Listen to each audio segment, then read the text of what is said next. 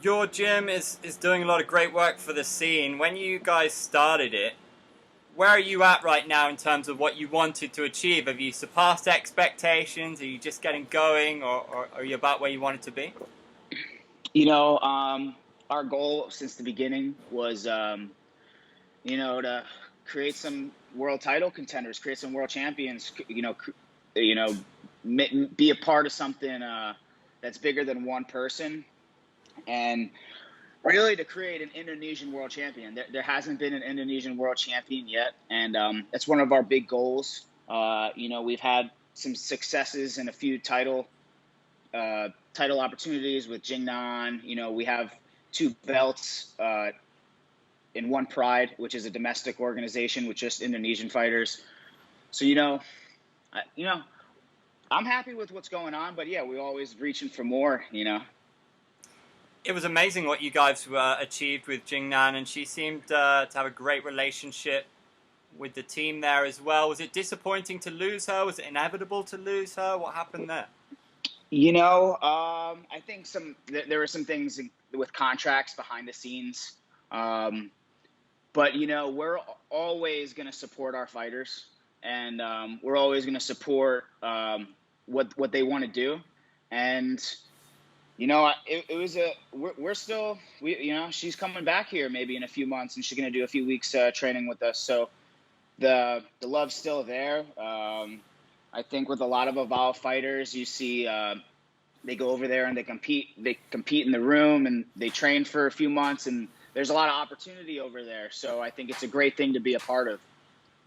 What's next for you? Do you have a fight booked? Are you feeling fit? No fight booked. I don't think at the moment I'm interested. But I can never say never. I'm happy to keep what we got going on at Bali MMA. For me, is my world championship. It's easy. It's funny for me to say that. I've lost.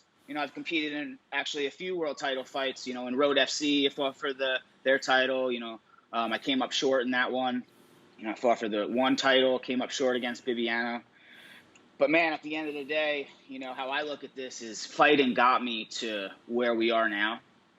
So if I never fight again, I'm extremely content with what we're building here as a family, as a team, and I'm just super grateful to be where I'm at right now.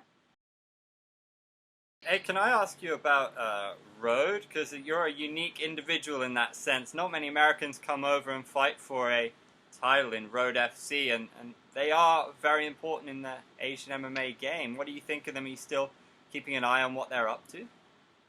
Yeah, they asked me to do a grappling match with Socho Kim. I don't know if you're familiar with that name, but he was the former champ.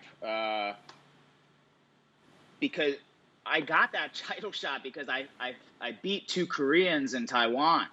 I beat this guy Sung Lee by decision, and then they gave me Socho Kim, who is this 10-0. They were calling him the Korean Hickson Gracie. That was his nickname. He was 10-0. I fought him in Taiwan on this show called Pro FC, and we kind of went in for a bad double leg, and I got a hold of his neck, and I strangled him in like 25 seconds. And then like 2 weeks later, I get this email from Road. And they're like, hey, we want you to come over and compete in our bantamweight tournament. And it's a 3-fight tournament. The first fight will be the prelims, and then if you win, you're gonna fight two times in one night in a few months. So they flew me over. They put me up against their stud. They didn't fly me in there to win. And this dude comes. He had like 4 times the amount. I was like 3-1 at the time. And this guy's like maybe like 12-6. He comes in 2.5 kilos overweight. Road FC's got a beautiful rule. If you come in overweight, this would have screwed me too because I've missed weight a few times. But this time it was great. He came in 2.5 kilos, which is a lot. He gets a yellow card each round. So basically, I just have to, survive a fight, and I'm moving on.